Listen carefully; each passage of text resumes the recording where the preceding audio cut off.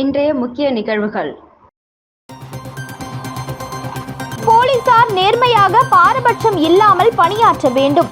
காவலர்கள் பாராட்டு விழாவில் ஆளுநர் பேச்சு.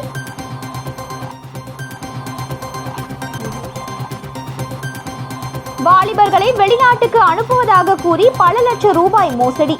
சென்னை தம்பதி கைது.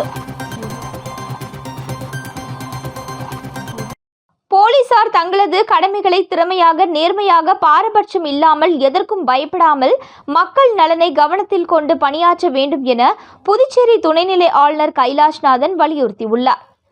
புதுச்சேரியில் தனியார் தொண்டு நிறுவனம் சார்பில் காக்கி உடை வீரர்கள் எனும் தலைப்பில் காவல்துறையில் சாதனைகள் புரிந்த காவலர்களுக்கான பாராட்டு விழா மரப்பாலத்தில் உள்ள தனியார் மண்டபத்தில் நடைபெற்றது. இதில் சிறப்பு விருந்தினர்களாக துணைநிலை ஆளுநர் கைலாஷ்நாதன், உள்துறை அமைச்சர் நமச்சிவாயம், சட்டமன்ற உறுப்பினர் சம்பத், டிஜிபி ஷாலினி சிங் உள்ளிட்டோர் கலந்து கொண்டு காவல்துறையில் சாதனை படைத்த காவலர்களுக்கு விருதுகள் வழங்கி வாழ்த்தி பேசினார். இந்நிகழ்ச்சியில் துணைநிலை ஆளுநர் கைலாஷ்நாதன் பேசுகையில், காவல்துறை இந்த சமுதாயத்தில் மிக முக்கியமான பங்கு வகிக்கிறது. காவலர்களின் செயலும் பணியும் மிகவும் உன்னதமானது, உயர்வானது, போற்றக்கூடியது. ஒரு நாட்டுக்கு இராணுவம் எந்த அளவுக்கு முக்கியமோ அந்த அளவுக்கு காவலர்களுக்கும் முக்கியமான இடம் உண்டு. அதாவது உள்நாட்டின் பாதுகாப்பு காவலர்கள் கையில் தான் இருக்கிறது. அதிகாரிகள் முதல் கடல்நிலை காவலர்கள் வரை அனைவரின் பங்களிப்பும் இதில் அடங்கும். பணியில் சேர்ந்த நாள் முதல் உங்களுடைய தனிப்பட்ட சந்தோஷங்களை மக்களுக்காக தியாகம் செய்து கொண்டு இருக்கிறீர்கள். 24 மணி நேரமும் பணி செய்கிறீர்கள். பண்டிகை காலங்கள், இயற்கை சீற்றம் மற்றும் பேரிடர் காலங்கள், இன்னும் பல நேரங்களில் உங்கள் குடும்பத்தாரை மறந்து, உறவினர்களை மறந்து மக்களுக்காக பணி செய்கிறீர்கள். இதற்கு உதாரணம், சமீப காலத்தில் நம்முடைய நாட்டை மட்டுமல்ல உலகத்தையே உலுக்கிய கொரோனா அச்சுறுத்தல் காலத்தில் காவலர்களின் பணி போற்றக்கூடியதாக இருந்தது. அதற்கு ஈடு இணை எதுவும் இல்லை. புத்தாண்டு கொண்டாட்டம், தீபாவளி பண்டிகை, கோவில் திருவிழாக்கள் இவற்றை குடும்பத்தோடு காவலர்கள் கொண்டாடி மகிழ்வதில்லை. அதனால் தான் நமது பிரதமரும் ஒவ்வொரு தீபாவளியும் படை வீரர்களோடு கொண்டாடி வருவதை நாம் பார்க்கின்றோம். ஒரு கிராமம், ஒரு மாநிலம் அல்லது ஒரு நாடு வளர வேண்டும் என்றால் உள்நாட்டு பாதுகாப்பு மிகவும் முக்கியம். அதற்கு காவலர்களே முழு பொறுப்பு. காவலர்கள் செய்யும் செயல்களால் மக்கள் பாதுகாப்பாக உணர்ந்தால்தான் அவர்கள் சுதந்திரமாக சிந்திக்க முடியும்.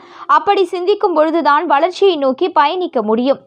காவல்துறையினரை கேட்டுக்கொள்வதெல்லாம், உங்கள் கடமைகளை நீங்கள் திறமையாக நேர்மையாக பாரபட்சம் இல்லாமல் எதற்கும் பயப்படாமல் மக்கள் நலனை கவனத்தில் கொண்டு பணியாற்ற வேண்டும். அப்படி பணியாற்றும் பொழுது நீங்கள் மிகவும் சுதந்திரமாக உணர்வீர்கள். இந்த சமுதாயமும் மகிழ்ச்சியாக இருக்கும். எந்த துறையை சேர்ந்தவர்களாக இருந்தாலும், குறிப்பாக காவல்துறையினர் தங்கள் கடமையை செய்ய தவறினால் அந்த சமுதாயம் தன் அழிவை மிக விரைவில் சந்திக்க நேரிடும். நீங்கள் பணியில் இருக்கும் பொழுது ஒருவர் கஞ்சா விற்பதையோ அல்லது உபயோகிப்பதையோ பார்த்து நடவடிக்கை எடுக்காமல் இருந்தால் அது இந்த மாநிலத்தை மட்டுமல்ல இந்த நாட்டையே பின்னோக்கி தள்ளிவிடும். ஆகவே காவலர்கள் தங்கள் கடமையை தவறாமல் தவறு செய்தவர்களுக்கு சட்டப்படி தண்டனை பெற்று தருவதில் கவனமாக இருக்க வேண்டும். புதுச்சேரி காவலர்கள் அணியும் சிவப்பு நிற தொப்பி உலகம் முழுவதும் புகழ் பெற்றது. அது புதுச்சேரி காவலர்களின் தனித்த அடையாளமாகவே பார்க்கப்படுகிறது. இவ்வாறு துணைநிலை ஆளுநர் பேசினார். வீராம்பட்டினம் செங்கழுநீர் அம்மன் கோவிலுக்கு சொந்தமான 11 ஏக்கர் நிலத்தினை ஆக்கிரமிப்பாளர்களிடம் இருந்து மீட்டு சீல் வைக்கப்பட்டது. அரியாங்குப்பம் சட்டமன்ற தொகுதிக்கு உட்பட்ட வீராம்பட்டினம் பிரசித்தி பெற்ற ஸ்ரீ செங்கழுநீர் அம்மன் தேவஸ்தானத்திற்கு சொந்தமான சுமார் 11.5 ஏக்கர் நிலம் முதலியார்பேட்டை வேல்ராம்பட்டில் 40 ஆண்டுகள் தனியார் குத்தகைதாரர் ஆக்கிரமித்து வைத்திருந்தார். இது தொடர்பாக இந்து அறநிலையத்துறை மூலம் நீதிமன்றம் மூலம் வழக்கு தொடரப்பட்டு சுமார் 40 ஆண்டுகளாக வழக்கு நடைபெற்று வந்தது. நீண்ட காலமாக நிலுவையில் இருந்த வழக்கை அரியாங்குப்பம் தொகுதி சட்டமன்ற உறுப்பினர் பாஸ்கர் என்கிற தட்சிணாமூர்த்தி அவர்களின் பெரும் முயற்சியால் வீராம்பட்டினம் திருப்பணிக்குழு, மக்கள் குழு ஆகியோரின் ஆதரவுடன் சுமார் 100 கோடி மதிப்புள்ள நிலத்தை இன்று புதுச்சேரி வருவாய்த்துறை வட்டாட்சியர் பிருத்திவிராஜ், சட்டமன்ற உறுப்பினர் பாஸ்கர் என்கிற தட்சிணாமூர்த்தி, கோவில் தனி அதிகாரி சுரேஷ், வீராம்பட்டினம் மக்கள் குழு, திருப்பணிக்குழு ஊர் முக்கியஸ்தர்கள் முன்னிலையில் நிலம் மீட்கப்பட்டு வட்டாட்சியர் முன்னிலையில் சீல் வைக்கப்பட்டது. முதலியார்பேட்டை காவல்துறை ஆய்வாளர் தலைமையில் காவல்துறையினரின் பாதுகாப்பு ஏற்பாடுகள் செய்யப்பட்டது. நீண்ட காலமாக நிலுவையில் இருந்த வழக்கை தொகுதி சட்டமன்ற உறுப்பினர் பாஸ்கர் என்கிற தட்சிணாமூர்த்தி அவர்கள் வழக்கறிஞர்கள் மற்றும் சட்ட வல்லுநர்களுடன் தொடர்ந்து முயற்சி செய்து நிலத்தை மீட்டதற்கு அரியாங்குப்பம் தொகுதி மக்கள் சார்பாக வீராம்பட்டினம் பொதுமக்களும் சட்டமன்ற உறுப்பினருக்கு நன்றியையும் பாராட்டுகளையும் தெரிவித்துக் கொண்டனர். புதுச்சேரி தாகூர் அரசு கலை அறிவியல் கல்லூரியில் இந்திய மயமாக்கல் ஆங்கில ஆய்வுகள் வடிவம் மற்றும் கோட்பாடு என்ற தலைப்பில் தேசிய கருத்தரங்கம் நடைபெற்றது. புதுச்சேரி தாகூர் அரசு கலை அறிவியல் கல்லூரி ஆங்கிலத்துறை சார்பில் இந்திய சமூக அறிவியல் மற்றும் ஆராய்ச்சி நிறுவன நிதி உதவியுடன் இந்திய மயமாக்கல் ஆங்கில ஆய்வுகள் வடிவம் மற்றும் கோட்பாடு எனும் தலைப்பிலான 2 நாள் தேசிய கருத்தரங்கம் சுப்பிரமணிய பாரதியார் கருத்தரங்க கூடத்தில் நடைபெற்றது. கருத்தரங்கத்தின் முதல் நாளில் கல்லூரி முதல்வர் முனைவர் சசிகாந்த தாஸ் வரவேற்புரை வழங்கினார். சிறப்பு அழைப்பாளர்களாக லாஸ்பேட்டை சட்டமன்ற உறுப்பினர் வைத்தியநாதன் கலந்து கொண்டார். பிலாஸ்பூர் காசுதாஸ் பல்கலைக்கழக துணைவேந்தர் டாக்டர் அலேக் குமார் சக்கரவால் சிறப்புரை வழங்கினார். அவர் சிறப்புரையில் இந்திய பண்பாட்டினை ஆங்கில இலக்கியங்கள் எவ்வாறு பதிவு செய்துள்ளன என்பதை எடுத்து காட்டினார். அவரை தொடர்ந்து Chennai Indian Institute of Technology பேராசிரியர் ஜோதிர்மய திருப்பாதி கருத்தரங்க மைய உரை வழங்கினார். அவர் தம் உரையில் இந்திய இலக்கியங்களின் நடை, கரு முதலியனவை மேற்கத்திய இலக்கியங்களில் எவ்வாறு பிரதிபலிக்கின்றன என எடுத்துரைத்தார்.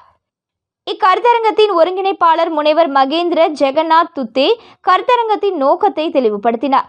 2 நாட்கள் நடைபெறும் கருத்தரங்க அமர்வுகளில் 40க்கும் மேற்பட்ட பேராசிரியர்கள், ஆய்வாளர்கள், அறிஞர் பெருமக்கள் ஆய்வுரை வழங்க உள்ளனர். கருத்தரங்கத்தில் ஆங்கிலத்துறை பேராசிரியர்களும் ஆய்வாளர்களும் அனைத்து துறை பேராசிரியர்களும் மாணவர்களும் திரளாக கலந்து கொண்டனர்.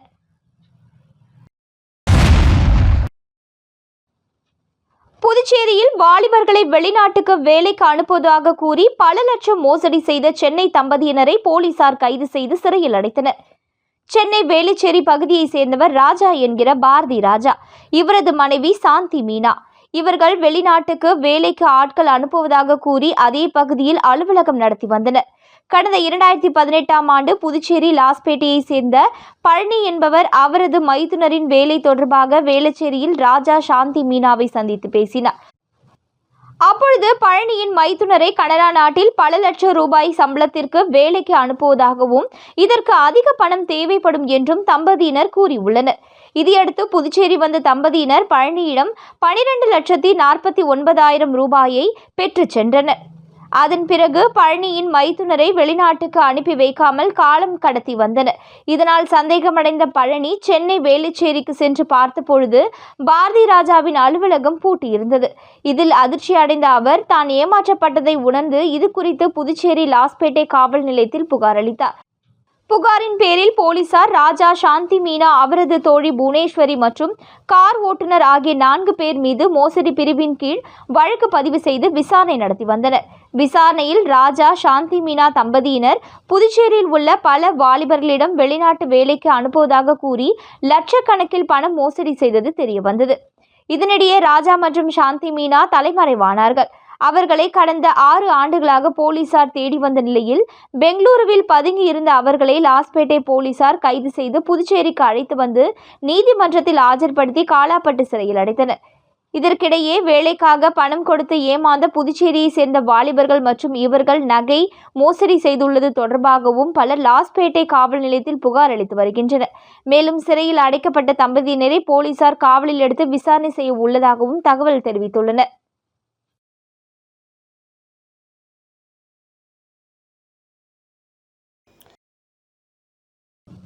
புதுச்சேரி அரசு அறிவியல் தொழில்நுட்பம் மற்றும் சுற்றுச்சூழல் துறை புதுச்சேரி மாசு கட்டுப்பாட்டு குழுமம் சார்பில் வில்லியனூர் தொகுதியில் வீட்டுக்கு ஒரு மரம் திட்டம் எதிர்க்கட்சித் தலைவர் சிவா துவக்கி வைத்தார். புதுச்சேரி அரசு அறிவியல் தொழில்நுட்பம் மற்றும் சுற்றுச்சூழல் துறை புதுச்சேரி மாசு கட்டுப்பாட்டு குழுமம் சார்பில் பசுமை புதுச்சேரி இயக்கத்தின் கீழ் தாயின் பெயரில் வீட்டுக்கு ஒரு மரக்கன்றுகள் வழங்கப்பட திட்டமிடப்பட்டுள்ளது. இதன் துவக்க விழா வில்லியனூர் தொகுதிக்கு உட்பட்ட உதியம்பட்டு கிராமத்தில் இன்று காலை நடைபெற்றது. இதில் சட்டமன்ற எதிர்க்கட்சி தலைவரும் தொகுதி சட்டமன்ற உறுப்பினருமான சிவா கலந்து கொண்டு ஒவ்வொரு வீட்டிற்கும் மரக்கன்றுகள் வழங்கும் பணியை துவக்கி வைத்தார். மாசு கட்டுப்பாட்டு குழும உறுப்பினர் செயலர் ரமேஷ் நோக்க உரையாற்றினார். இதனைத் தொடர்ந்து சுற்றுச்சூழல் துறை மாசு கட்டுப்பாட்டு குழும அதிகாரிகள் வீடு வீடாக சென்று கொய்யா, மா, பலா, நாவல், எலுமிச்சை, நெல்லி உள்ளிட்ட பல்வேறு வகையான மரக்கன்றுகளை வழங்கினர். இந்நிகழ்ச்சியில் சுற்றுச்சூழல் உதவி பொறியாளர் தேவநாதன், திட்ட அதிகாரிகள் பன்னீர்செல்வம், சாந்தலட்சுமி, விமல்ராஜ், தினேஷ் உள்ளிட்ட அதிகாரிகள் மற்றும் திமுக நிர்வாகிகள், தொகுதி செயலாளர் மணிகண்டன், பொதுக்குழு உறுப்பினர் ராமசாமி, தொகுதி துணை செயலாளர் ஜெகன்மோகன், ஹரி, கிருஷ்ணன், திருவேங்கடம், நாராயணமூர்த்தி, பத்மநாபன், பர்குணன், பாலு, கோவிந்தராஜ், மூர்த்தி, மிலிட்ரி முருகன், கோவிந்தசாமி, மாரிமுத்து, ரவி, ஆனந்த், முரளி ஆகியோர் கலந்து கொண்டனர். புதுச்சேரி அரசு நலவழித்துறை மற்றும் காலாப்பட்டு அரசு சுகாதாரம் மற்றும் நல்வாழ்வு மையம் சார்பாக புகையிலை இல்லாத இளைஞர் பிரச்சாரம் மற்றும் எதிர்ப்பு தினத்தை அனுசரித்து விழிப்புணர்வு பேரணி நடைபெற்றது.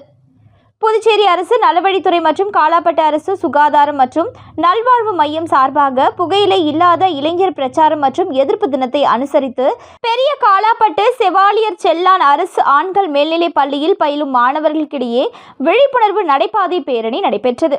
இந்நிகழ்ச்சிக்கு தலைமை மருத்துவ அதிகாரி பிரதீப் குமார் தலைமை தாங்கி மாணவர்களுக்கிடையே புகையிலை உபயோகப்படுத்துவதால் ஏற்படும் தீமைகள் மற்றும் நோய்கள் பற்றியும் சிறப்பாக எடுத்துரைத்து விழிப்புணர்வை ஏற்படுத்தி மற்றும் கொடியசைத்து பேரணியை துவக்கி வைத்தார். இப்பேரணியில் மாணவர்கள் புகையிலை உபயோகிப்பதால் ஏற்படும் தீமைகள் குறித்த விழிப்புணர்வு வாசகங்கள் அடங்கிய பதாகைகளை கையில் ஏந்திய வண்ணம் கோஷமிட்டபடி முக்கிய வீதிகள் வழியாக சென்றனர். பள்ளி துணை முதல்வர் வேலாயுதம், ஆசிரியர்கள் மனோகர் மற்றும் கலைமன்னன் கலந்து கொண்டு சிறப்பித்தனர். பெண் சுகாதார மேற்பார்வையாளர் ஷக்கீலா, சுகாதார உதவி ஆய்வாளர்கள் மதிவாணன், மதியழகன் முன்னிலை வகித்தனர். கிராமப்புற செவிலியர் விருத்தம்பால் மற்றும் பூஷ்ணம் நன்றியுரை கூறினார்கள். இந்நிகழ்ச்சிக்கான ஏற்பாட்டினை ஆஷா ஊழியர்கள் நந்தினி மற்றும் ஜெயந்தி சிறப்பாக செய்திருந்தனர். மேலும் பொதுமக்களுக்கு புகையிலை உபயோகிப்பதை தவிர்க்கும் வண்ணம் விழிப்புணர்வு வாசகங்கள் அடங்கிய பிரசுரங்கள் விநியோகம் செய்யப்பட்டது. காரைக்கால் மாவட்டத்தில் மழையால் பாதிக்கப்பட்ட பல்வேறு பகுதிகளில் மாவட்ட ஆட்சியர் மணிகண்டன் திடீர் ஆய்வு. புதுச்சேரி மாநிலம் காரைக்கால் மாவட்டத்தில் கடந்த 3 நாட்களாக கனமழை பெய்து வருகிறது. இந்த நிலையில் கனமழை காரணமாக காரைக்கால் நகர பகுதிகள் மற்றும் நெடுங்காடு, திருநள்ளாறு, கோட்டுச்சேரி, திருப்பட்டினம் உள்ளிட்ட கிராமப்புற தாழ்வான பகுதிகளில் ஆங்காங்கே மழைநீர் சூழ்ந்து வெள்ளக்காடாக மாறி வருகிறது. இந்த நிலையில் காரைக்கால் நகர பகுதிகளில் மழையால் பாதிக்கப்பட்ட இடங்களுக்கு மாவட்ட ஆட்சியர் மணிகண்டன் நேற்று மாலை நேரில் சென்று ஆய்வு மேற்கொள்ள தொடங்கினார். அப்பொழுது பல்வேறு பகுதிகளில் ஆய்வு மேற்கொண்ட மாவட்ட ஆட்சியர் மணிகண்டன் குடியிருப்பு பகுதிகளில் தேங்கிய மழைநீரை உடனடியாக வெளியேற்றுமாறு பொதுப்பணித்துறை நகராட்சி அதிகாரிகளுக்கு அறிவுறுத்தினார். மேலும் அப்பகுதியில் உள்ள வடிகால் வாய்க்காலில் உள்ள ஆக்கிரமிப்புகளை ஜேசிபி இயந்திரம் கொண்டு அகற்றுமாறும், மின் இணைப்பை துண்டித்து நீர்நிலைகளில் செல்லும் மின் கம்பிகளை அகற்றி தூர்வாரும் பணியை முடிக்குமாறு அதிகாரிகளுக்கு உத்தரவிட்டார். அதனைத் தொடர்ந்து நெடுங்காடு தொகுதிக்கு உட்பட்ட அம்பேத்கர் நகர் பகுதியில் உள்ள மழைநீர் சூழ்ந்த குடியிருப்புகளில் உள்ள அனைத்து வீடுகளிலும் உள்ளே சென்று ஆய்வு மேற்கொண்டார். மேலும் மாவட்ட ஆட்சியர் மணிகண்டன் முதியோர்கள் மற்றும் குடியிருப்பு வாசிகளிடம் 10 கிலோ அரிசி மற்றும் பிரெட் பாக்கெட்டுகளை வழங்கி பேரிடர் காலங்களில் பாதுகாப்புடன் இருக்குமாறு பொதுமக்களுக்கு மாவட்ட ஆட்சியர் அறிவுறுத்தினார்.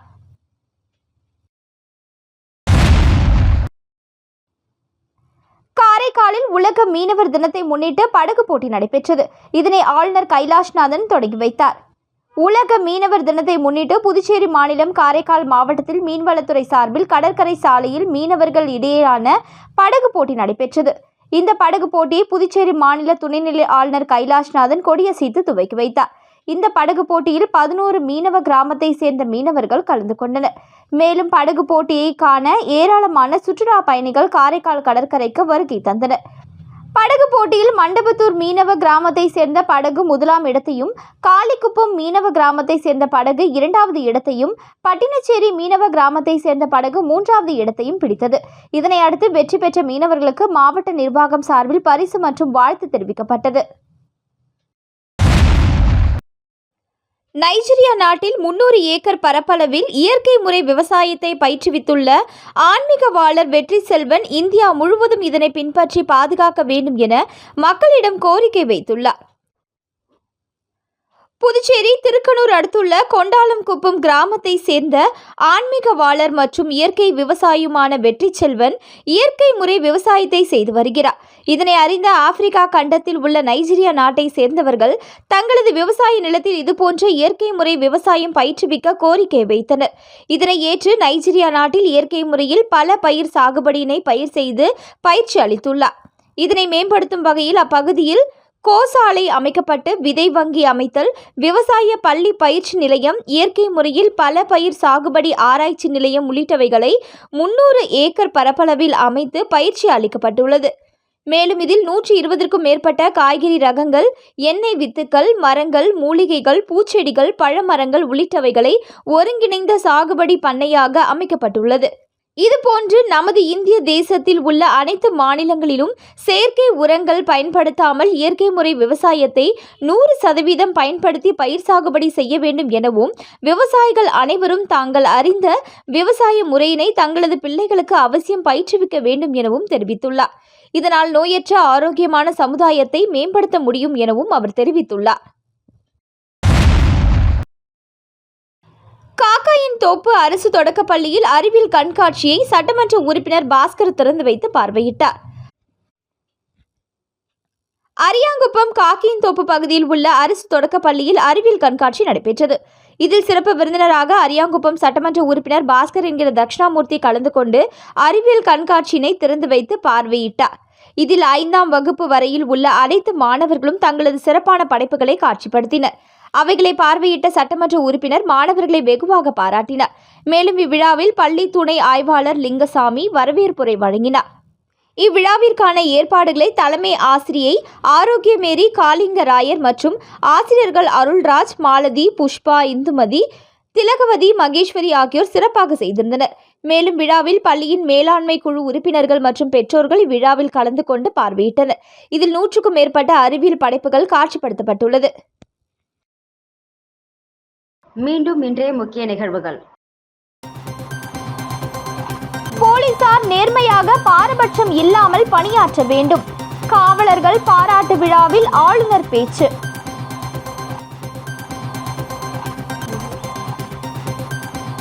வாலிபர்களை வெளிநாட்டுக்கு அனுப்புவதாக கூறி பல லட்சம் ரூபாய் மோசடி. சென்னை தம்பதி கைது.